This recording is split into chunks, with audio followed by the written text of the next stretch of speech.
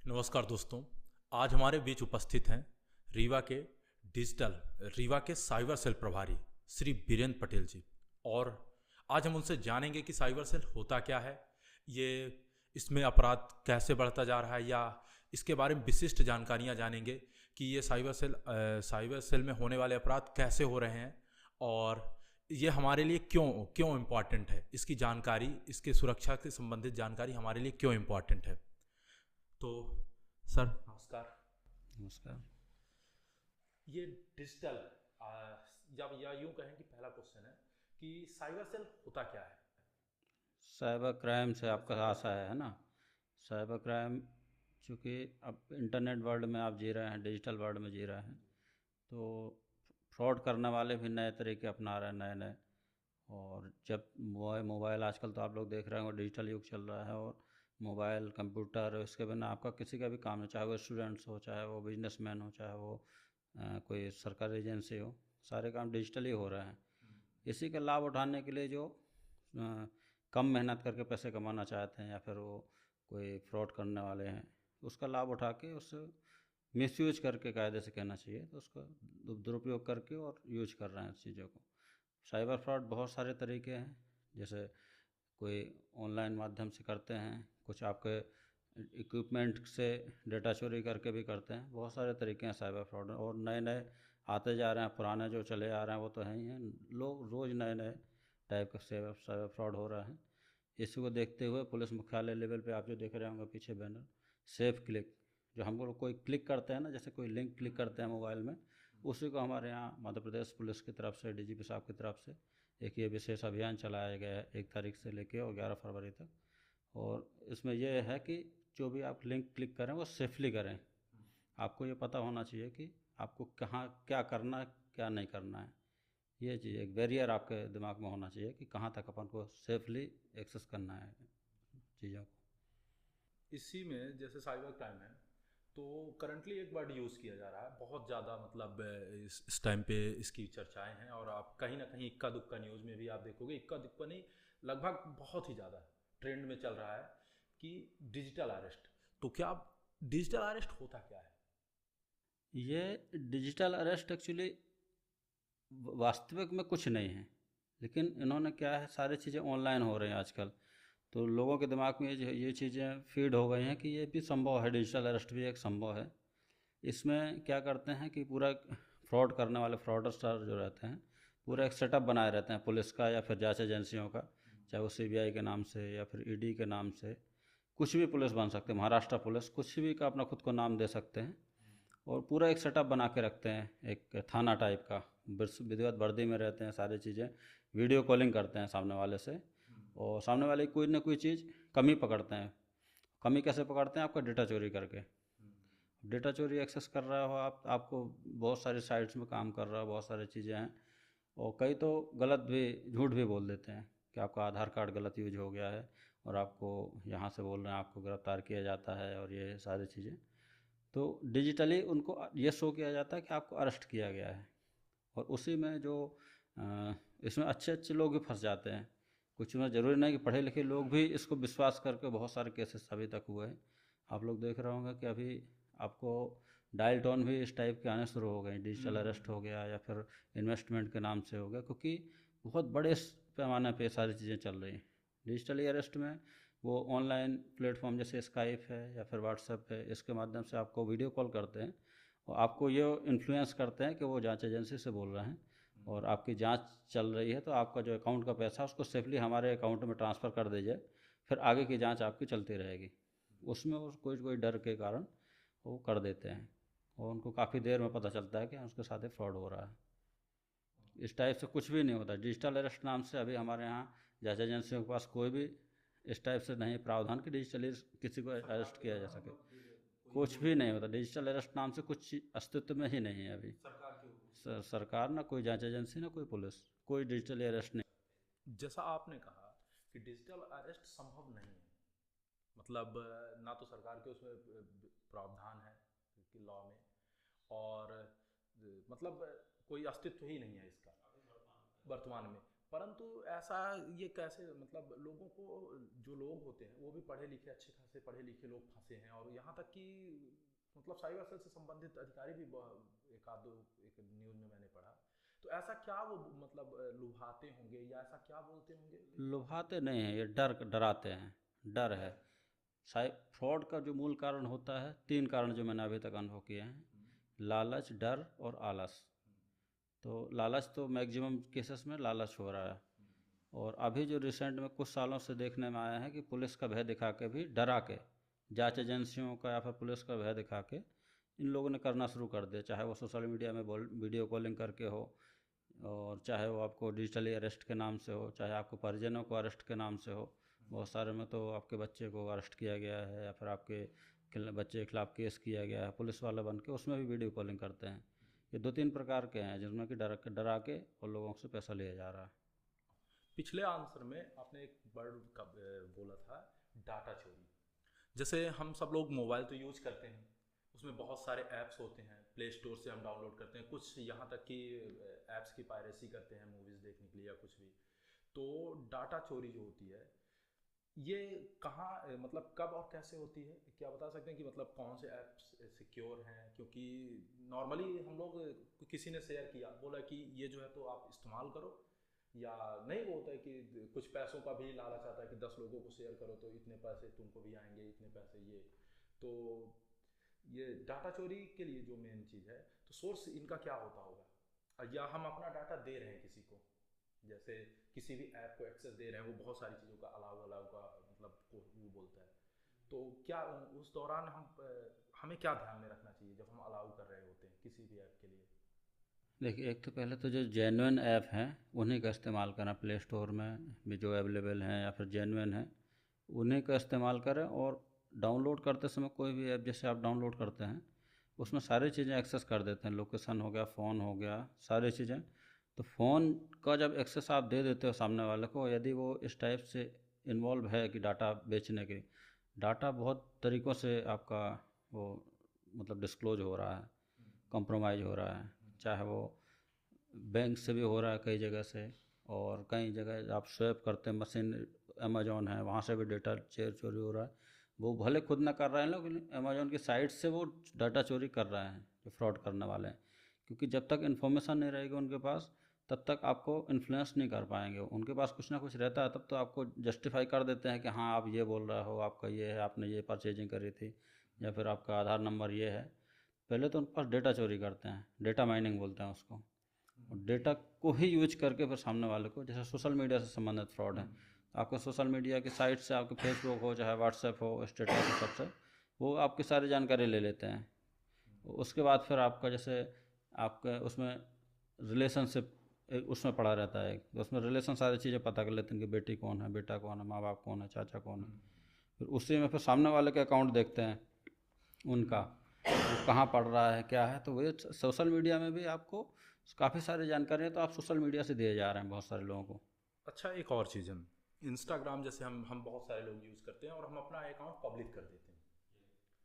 तो ये जैसे हम फ्रेंड्स बनाते हैं, हम नहीं जानते जिनको भी, उनको भी फ्रेंड्स बना लेते हैं, क्या ये सही है? और जबकि हम सोशल मीडिया इन्फ्लुएंसर नहीं है, अगर इन्फ्लुएंसर होते तो ठीक है। तो देखिए, पेज में तो आप किसी को भी जोड़ सकते हैं, चूँकि आपको पेज, जैसे फेसबुक का, फेसबुक प्रोफाइल अलग चीज़ है, पेज अलग है। नहीं, पेज में तो आप किसी को भी, जैसे हमारा कोई अकाउंट है, हमारे फैमिली मेम्बर्स का है, और वो सोशल मीडिया से दूर दूर तक कोई उनका वास्ता नहीं है, तो क्या ये करना सही है कि गलत है? नहीं, कोशिश ये करें कि अनजान, जिसको आप नहीं जानते हैं उसको आप ऐड ना करें, उसकी फ्रेंड रिक्वेस्ट एक्सेप्ट ना करें। और उसके अपने को, जो जैसे आपकी जानकारी है, उसको प्रोफाइल को लॉक करके रखें, अपने कॉन्टैक्ट तक ही सीमित रखें जो आपके फ्रेंड लिस्ट में हैं। चाहे वो व्हाट्सएप हो, जैसे व्हाट्सएप का स्टेटस है, प्रोफाइल पिक है, ये भी आप उसको ओनली फ्रेंड या फिर ओनली कॉन्टैक्ट तक सीमित कर सकते हैं। इससे आप काफ़ी कुछ सुरक्षित रहेंगे। क्योंकि मैंने देखा है कि एक कुछ साल पहले की घटना है, चित्रकूट, उसमें सोशल मीडिया के थ्रू एक लड़के को किडनैप कर लिया गया था। मतलब ये तो ठीक है, सोशल मीडिया के थ्रू, मतलब वो उसकी जानकारी कि उसको पसंद क्या है, चॉकलेट पसंद थी, मम्मी कब उसको लेने छोड़ने जाती हैं, जैसे नहीं फ़ोटोज़ अपलोड कर देते हैं, मूवी में भी आप देखे होंगे। तो वो उसको उसके थ्रू ही उन्होंने किडनैप कर लिया था। हाँ, वो बहुत सारी जगह होते हैं। कई लोग तो चोर भी चोरी कर लेते हैं, आपने जैसे बताया। कोई लोग स्टेटस डाल के जाते हैं कि हम यहाँ घूमने आए हैं फैमिली से, तो उसका फ़ोटो देखा, और यदि आसपास का हुआ कोई, वो आपके ऊपर निगाह रखे हुए है, तो आपके घर, आपको उसको पता होगा कि घर आपका खाली होगा यदि आप घूमने गए हैं। तो इस टाइप से आपको सतर्क रहने की ज़रूरत है कि सारी जानकारी ओपनली शेयर ना करें। मत अपलोड करें। हाँ, थोड़ा अपलोड लेट करो कर आप दें। थोड़ी आगे पीछे कर हाँ, सकते हो। एकदम लाइव ना करें इस टाइप से। कई लोग तो लाइव भी चले जाते हैं। अच्छा, अब सोशल मीडिया इन्फ्लुएंसर से रिलेटेड क्वेश्चन है जो कि हम लोग खुद ही हैं, कि बेटिंग ऐप जो है वो सोशल मीडिया जो इन्फ्लुएंसर्स होते हैं वो जैसे प्रमोट करते हैं, तो क्या वो गुड है या बैड? जो बैन ऐप हैं, देखिए, जिनको जो रजिस्टर्ड है, जैसे ड्रीम इलेवन हो गया और ये इस टाइप के हैं, उनको तो बहुत सारे लोग प्रमोट कर रहे हैं, लेकिन वो ऑथराइज्ड हैं, वो उनने सरकार से परमिशन ले रखी है। लेकिन बहुत सारे बैकग्राउंड में बहुत सारे बैटिंग ऐप्स ऐसे भी चल रहे हैं जो कि ओपनली सट्टा या सब चीज़ें चला रहे हैं। और हमारे यहाँ भी एक दो केस हुए हैं, पकड़े भी हम लोगों ने उनको। गैमलिंग एक्ट के तहत हम लोगों ने कार्रवाई की है, और उसमें तो इन्फ्लुएंसर के खिलाफ भी कार्रवाई की जा सकती है यदि पुलिस चाहे तो। मतलब ये कार्रवाई सहयोग की भूमिका में इन्फ्लुएंसर के खिलाफ भी गैमलिंग एक्ट के तहत कार्रवाई की जा सकती है। तो ये बैड पूरी तरह से। हाँ, पुलिस की निगाह में तो बैड ही है। बस सामने वाले को लाभ हो रहा होगा तो उससे वो कर रहे हैं। लोग आजकल जो बहुत सारे ऐड भी आप देखे होंगे कि ऑनलाइन लोन 1 मिनट में क्लिक करो, आपको आधार कार्ड और बस, ज़्यादा कुछ जानकारी नहीं है तो सिंपल सा आप कम जानकारी दो, 1 मिनट में लोन, इंस्टेंट लोन पाओ। ये कल्चर जो है, तो आप देख रहे हो कि खास तौर से जो कम, थोड़े बहुत कम पैसे कमा पाते हैं या लोन ले करके वो नशा कर लिए या कुछ कर लिए, तो मतलब ये इससे ये क्वेश्चन है कि जैसे ऑनलाइन लोन लेना, ये ये गुड है कि बैड? कहीं से गुड नहीं है। ऑनलाइन तो आजकल बहुत और सारे जो इंस्टेंट लोन है खासतौर इंस्टेंट से। लोन, यदि आप जेन्युइन साइट से ले रहे हैं, जैसे एंजल वन है, ग्रो है, और बहुत सारे जो बैंकिंग ऐप्स हैं उनसे ले रहे हैं, जैसे इंस्टेंट लोन बैंक भी दे देते हैं। कई SBI है, ICICI से हैं, बहुत सारे लोग देते हैं। तो यदि जेन्युइन बैंक हैं इनसे तो आप ले सकते हो, कोई दिक्कत नहीं। लेकिन अननोन ऐप जो आपको लालच देते हैं, वही ना बोला कि लालच, फेसबुक में ले देते हैं तुरंत लोन पाएँ, या फिर लोन ऐप आप सर्च करते हैं, स्टूडेंट्स हैं बहुत सारे लोग, तो वो तुरंत पैसे के उसमें लालच में। और ऐसे फेक ऐप कुछ तो उसमें चाइनीज़ भी थे, कुछ अपने यहाँ के भी थे, कोई बहुत सारे तो बैन कर दिए गए हैं। इसमें क्या करते हैं उन लोग, सस्ता लोन देने के लिए आपका पूरा डेटा पहले तो चोरी कर लेते हैं, आपके कॉन्टैक्ट्स, आपके फ़ोटोज़, सारी चीज़ें। और वो .AP के फ़ाइल भेजते हैं। किसी भी एप्लीकेशन के एक APK फ़ाइल रहता है, और APK फ़ाइल भेज के आपका पूरा डाटा और सारी चीज़ें ले लेते हैं वो, आधार कार्ड, आपका बैंक से संबंधित जानकारी। उसमें क्या होता है कि डेटा उनके पास चला गया। अब आपने सपोज कि 10,000 रुपये लिए, 10,000 आपने चुका भी दिया, तब भी वो आगे कंटिन्यू करेंगे कि नहीं हमको और पैसा चाहिए। क्यों? क्योंकि उनके पास डेटा है आपका। उसमें ब्लैकमेल करना शुरू कर देते हैं, उसका फ़ोटो क्रॉप करके, लड़कियों के वगैरह फ़ोटो हुई तो फ़ोटो क्रॉप करके या फिर गलत मैसेज भेज के यहाँ वहाँ कि हमारा पैसा नहीं दे रहा है, ये है 420 है, ये है। और समाज के डर से आदमी फिर भागना शुरू कर देता है। इन्वेस्टमेंट फ्रॉड, जो इन्वेस्टमेंट फ्रॉड होता है, ये कितना ज़्यादा डेंजरस है? बहुत डेंजरस है। इस समय तो सबसे बड़ा मैं कहूँगा कि 60 to 70 फ्रॉड, इन्वेस्टमेंट फ्रॉड ही चल रहा है। और अभी मैं आ रहा था आपके यहाँ पे, तो अभी मेरे यहाँ दो ऐसे बंदे खड़े हुए थे जिनके साथ फ्रॉड हुआ है, इन्वेस्टमेंट फ्रॉड। और एक का 3.5 लाख समथिंग है, एक का 4 के आसपास है। और ये बहुत बड़ा नेटवर्क काम कर रहा है, और कई जगह तो विदेशों से भी ऑपरेट हो रहा है ये।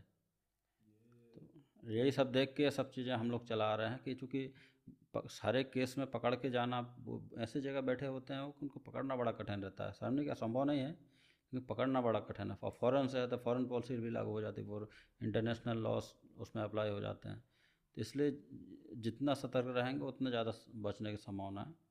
इन्वेस्टमेंट फ्रॉड, इस समय तो आपने पेपर में पढ़ा होगा, कंबोडिया से एक बहुत बड़ा नेटवर्क काम कर रहा है। कंबोडिया एक देश है, वो यहाँ से जॉब के नाम से बुलाते हैं, और अपने इंडियंस ही उसमें वहाँ पे रह के, और उनको ज़बरदस्ती रख के कुछ तो कुछ अपनी मर्ज़ी से भी कर रहे हैं। वो वहाँ से इन्वेस्टमेंट नाम से फ्रॉड कर रहे हैं। और इसमें क्या करते हैं कि आपके जो म्यूल अकाउंट टाइप के यूज कर लेते हैं, कि जैसे किसी को पता ही नहीं, किसी के डॉक्यूमेंट ले लिए किसी बहाने से लालच दे के, या फिर किराए के नाम से किराए से अकाउंट ले लिया, उन अकाउंटों का यूज कर रहे हैं। आपके सिम भी फर्जी यहाँ से बहुत सारा पूरा नेटवर्क है उनका। सिम 2-3 400 सिम मंगवा लेते हैं वहीं से, यहीं अपने इंडिया से ही सिम गई हुई हैं। अब आप देखोगे तो इंडिया के नंबर दिखेंगे, और व्हाट्सएप कॉल होगा उसमें। नॉर्मल कॉल भी हो जाता है लेकिन व्हाट्सएप कॉल ज़्यादातर करते हैं उन लोग। और उसमें क्या करते हैं कि लिंक भेजते हैं कि घर बैठे पैसे कमाएं या फिर अर्न करें, या फिर आईपीओ के नाम से, जैसे आईपीओ इन्वेस्ट बहुत सारे लोग डीमैट अकाउंट चला रहे हैं तो शेयर मार्केट में पैसा लगाते हैं। तो आईपीओ शेयर मार्केट से तो आसानी से मिल नहीं पाता है, इन लोग व्हाट्सएप में भेज के और आपको ऑफ़र दे के आईपीओ इजीली दे देते हैं। उसमें वो खुद की एक फर्जी वेबसाइट रहती है उनकी, और आपको क्रेडेंशियल दे दिए जाते हैं, मोबाइल नंबर उसके पासवर्ड के माध्यम से। उनका फर्जी एक वेबसाइट रहती है, जैसे आप पैसे डालोगे, सपोज आपने गोल्ड में इन्वेस्ट किया या फिर कोई आईपीओ आपको मिल गया। अब आईपीओ मिल गया, पता लगा वो रातों रात 200-300 गुना सब्सक्राइब हो जाए। आपने 1 लाख लगाया था और आपको पता लगा दिखना शुरू हो जाए कि आपको 3 लाख हो गए। लालच में आदमी और बढ़ाता जाता है मनी। उसमें आपको दिखा कि हाँ 3 लाख। उसमें तो ऐसा भी होता है, शुरू में वो पैसा देते भी हैं। जैसे मान लीजिए अभी जिसमें अभी चर्चा कर रहा था, उसने 10,000 रुपये लगाए थे, 10 का उन्होंने 16,000 रुपये दे दिया एक दिन में। अब लोगों का लालच बढ़ा, उसने फिर 1 लाख लगा दिया। फिर 1 लाख जैसे ही लगाए तो उसमें फिर गलत करना शुरू कर देते हैं, आपने गलत अकाउंट में डाल दिया और आपने ये प्रोसेस फॉलो नहीं करी, आपको दोबारा से डालना पड़ेगा, फिर आपको पैसा मिलेगा। या फिर आपको टैक्स के नाम से पैसा जमा करा लेते हैं। जब अच्छा खासा अमाउंट उनके पास हो जाता है, किसी न किसी बहाने से वो इन्वेस्ट कराते रहते हैं, या तो रिलीज के नाम से कि आपको पैसा रिलीज करने के लिए आपको इस अकाउंट में इतना डालना पड़ेगा। और जो पैसा वो देते भी हैं आपको शुरुआत में लाभ लाभ वो दूसरे के अकाउंट से करते हैं। जैसे सपोज आपके साथ फ्रॉड कर रहे हैं, आपके साथ भी कर रहे हैं, आपका पैसा जो काटना है आपसे, आपका पैसा काट के आपके खाते में डाल दिया। अब दोनों फंसे हुए हैं, दोनों के साथ फ्रॉड हो रहा है। तो इस टाइप के लालच में बिल्कुल ना पड़े। इस समय बहुत ज़्यादा ये चल रहा है इन्वेस्टमेंट के नाम से। आप जो जेन्युइन ऐप हैं इन्वेस्टमेंट के, एंजल वन हो गया, ग्रो हो गया, और बैंकिंग के डीमैट अकाउंट हैं, उन्हीं के माध्यम से ऑपरेट करें। फेसबुक लिंक या फिर व्हाट्सअप में आई लिंक या फिर व्हाट्सअप में आए कॉल, सोशल मीडिया में आए कॉल, इनके लालच में बिल्कुल ना पड़े इन्वेस्टमेंट के नाम से। चाहे वो क्रिप्टो करेंसी हो, चाहे वो गोल्ड हो, चाहे वो आईपीओ हो, किसी भी नाम से इन्वेस्टमेंट में, चाहे वो जॉब के नाम से हो, घर बैठे पैसे कमाएं। इसीलिए तो हम लोग अभियान चला रहे हैं सेफ क्लिक। किसी भी अनजान लिंक पे क्लिक नहीं करना है, किसी प्रकार के लालच में नहीं पड़ना है, किसी अनजान नंबर से आए कॉल या फिर उससे आए ऑफ़र पे भरोसा नहीं करना है। यही सारी चीज़ें हम खुद को बचा। म्यूल अकाउंट क्या होता है? म्यूल अकाउंट जो जैसे बताया ना मैंने कि फ्रॉड करने वाले हैं, तो खुद का अकाउंट तो इस्तेमाल करेंगे नहीं। खुद का ना तो मोबाइल इस्तेमाल करेंगे, मोबाइल नंबर ना, कोशिश यही करेंगे खुद का उनको यूज ना करना पड़े, क्योंकि खुद का करेंगे इस्तेमाल तो उनको पकड़े जाएंगे। उन लोग क्या करते हैं कि जैसे गरीब बस्ती है या फिर कुछ लालच में पड़ जाते हैं लोग, तो उनका अकाउंट खुलवा के और उनके सारा डॉक्यूमेंट जैसे कार्ड नंबर है, पासबुक है, वो अपने पास रख लेते हैं। कुछ को तो नॉमिनल अमाउंट भी देते रहते हैं, वो किराए के नाम से, किराए के आपको घर बैठे आपको अकाउंट खुलवा के हमको दे दो और आपको 5,000-10,000 रुपये मंथली हम देते जाएंगे। और वो भी सामने वाला लालच में आ जाता है कि ठीक है हम घर बैठे, खाता है तो खुलवाना है।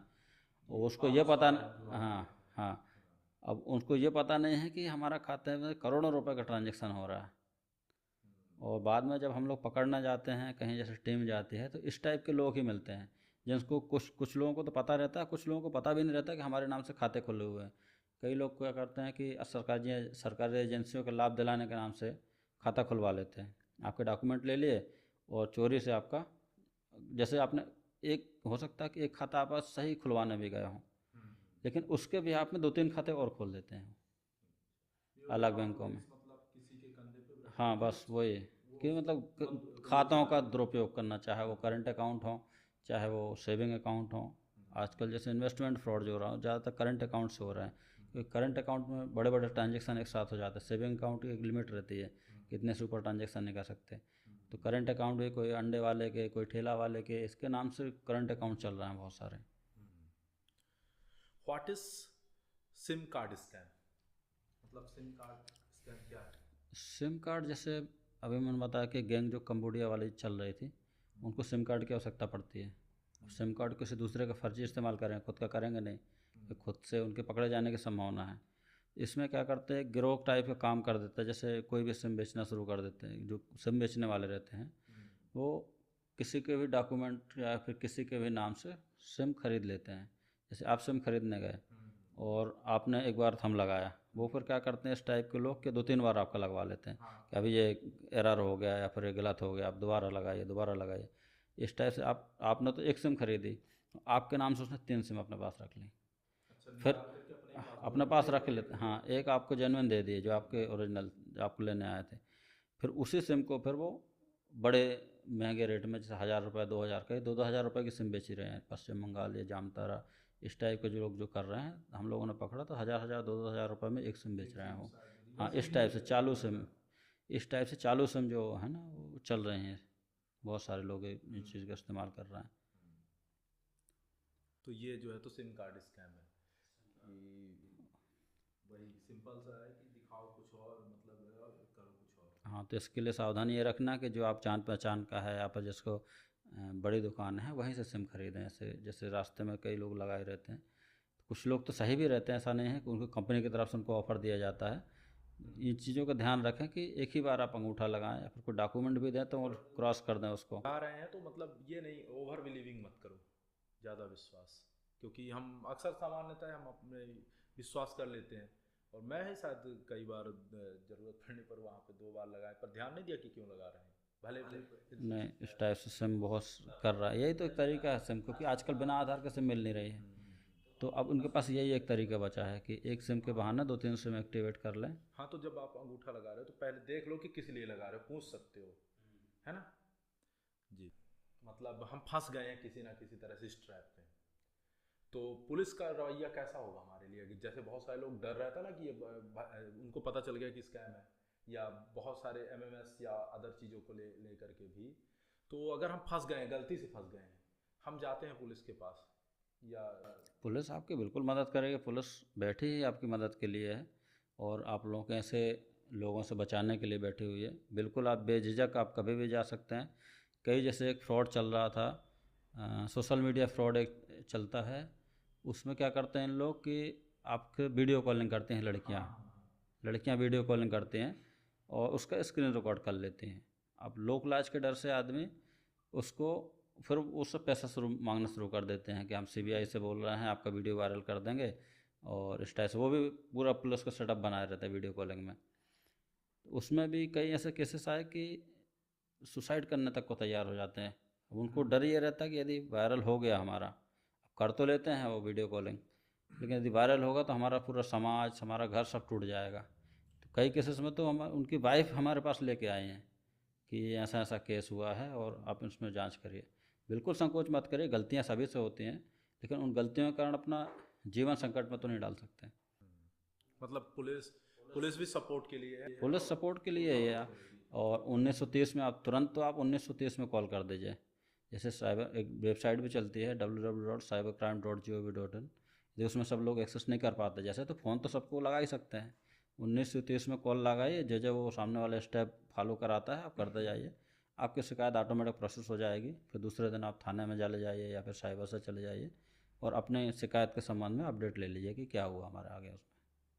आपको तुरंत पुलिस के पास भी जाने की ज़रूरत नहीं थी। आपके पास पैसे कटे हैं या फिर पैसों से संबंधित कोई आपका फ्रॉड हुआ है, तो आप तुरंत 1930 में कॉल करके आप अपनी रिपोर्ट दर्ज करा सकते हैं। एक क्वेश्चन है कि ये जो स्कैम्स होते हैं ना, तो अभी इनके बारे में हमको नॉर्मली स्कूल में पढ़ाया जाता है, तो क्या आप बता सकते हैं कि क्योंकि हमारी या कोई भी जो लोग हैं उनकी बेसिक शिक्षा कहाँ से होती है? स्कूल से होती है, या आप थोड़ी बहुत जो चीज़ें होती है वो सोशल मीडिया से पढ़ ली है? वैसे बहुत कम लोग होते हैं जो सर्च करते होंगे कि जो चीज़ मैं अभी पूछने वाला हूँ, ये स्कैम स्कैम जो होता है ये कितने प्रकार का होता है?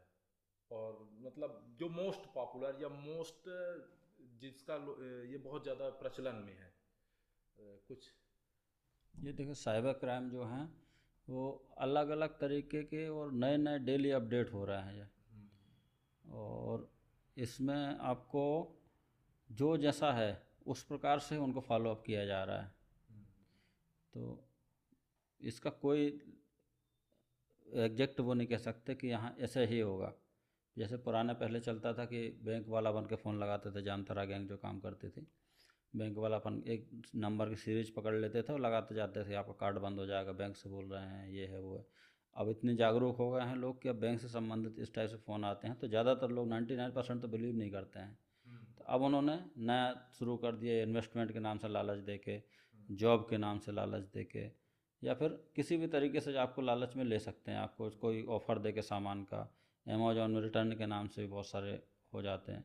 अभी परिजनों के नाम से भी हो रहा है, जैसे कि किसी का बच्चा पढ़ रहा है बाहर, तो उसको फ़ोन लगाते कि आपने बेटे को इस केस में फंस गया, ड्रग्स में फंस गया, इसमें फंस गया, 376 में फंस गया, तो उसके नाम से भी फिर पैसा मांगना शुरू कर देते हैं। तो पहले आप वेरीफाई कर लें, उसी के बाद ही विश्वास करें कि ये सही बोल रहा है कि नहीं बोल रहा है। लास्ट क्वेश्चन है कि जब 1930 पे हम कॉल करेंगे उसके बाद से क्या होगा, स्टार्टिंग से थोड़ी बता दीजिए। ये MHA का पोर्टल है, NCRP पोर्टल बोलते हैं इसको, नेशनल क्राइम रिकॉर्ड ब्यूरो का। तो उसमें 1930 आप लगाएंगे तो एक नेशनल वाइड पोर्टल है, उसमें सारे एजेंसियां, बैंक हैं, सिम कंपनीज हैं, नोडल ऑफिसर्स, टेलीकॉम कंपनीज हैं, सब, और पुलिस से सब ये जुड़े हुए हैं एक दूसरे से। उसमें यह है कि हम पर्सनली किसी के पास नहीं जाना पड़ता, ऑटोमेटिक पूरा सेटअप बना हुआ है। आप पूरा ट्रांजेक्शन नंबर, ये सब चीज़ें डिटेल जैसे ही फीड करेंगे तो आपका पैसा किस खाते में गया है वो ऑटोमेटिक होल्ड करना शुरू कर देगा, होल्ड कर देगा, पैसा रोक देगा, उसके बैंक की जानकारी दे देगा आपको, और जितने लेयर तक पैसा गया होगा उतने लेयर तक के खाते को ब्लॉक कर देगा। जैसे तो मैंने कॉल करी 1930 पर, जी। उन्होंने मेरी डिटेल्स मांगी, हम्म क्या फ्रॉड हुआ है ये पूछा, हम्म मैंने अपनी डिटेल्स दी, फिर वो लोग उस चीज़ों को देखेंगे। वो ऑटोमेटिक सर्वर ही बना है वो, उसमें भी कुछ अलग से प्रोसेस नहीं करना पड़ता उनको, सर्वर को ही एक्सेस दिया गया है। वो ऑटोमेटिक जितना, जैसे सपोज आपको 50,000 का फ्रॉड हुआ एक ट्रांजेक्शन में, तो उस ट्रांजेक्शन से 50,000 वो किन किन खातों में गया, जहाँ तक जाएगा वहाँ तक के खाते को ब्लॉक कर देगा ऑटोमेटिकली। जो आप मतलब जैसे इनको पकड़ना है आपको, तो वो सिर्फ पैसों के थ्रू कि ये पैसा कहाँ से कहाँ जा रहा है, यही लिंक। हाँ देखिए, फ्रॉड करने के लिए क्या चाहिए हमको, या तो वेबसाइट, कोई फर्जी वेबसाइट से करेगा, या फिर कॉल करके करेगा, या फिर अकाउंट नंबर से। अकाउंट नंबर तो इन्वॉल्व रहेगा ही कहीं ना कहीं, तो अकाउंट डिटेल निकालेंगे फिर। अच्छा, तो जब ये 1930 पर कॉल किए, सारी डिटेल दी, फिर वो केस वही सॉल्व हो जाता है नहीं, कि वो सॉल्व नहीं होता वो जहाँ के आप हो, जैसे आप सिविल लाइन थाना लगता है, हाँ, वो शिकायत हमारे पास आएगी, हम फॉरवर्ड कर देंगे सिविल लाइन थाना को, फिर आगे की जांच उसके सिविल लाइन थाना करते रहेगा। ये चीज़ है। उसका एक प्रोसीजर। आपको, हाँ, आपको सरल कर दिया गया है कि आप 1930 में थाना भी जाने की जरूरत नहीं, 1930 से भी आप अपना शिकायत लॉगिन कर सकते हैं, आप अपनी लॉज कर। आइडेंटिटी छुपा सकते हो चाहे तो, अगर कोई सीरियस इशू तो।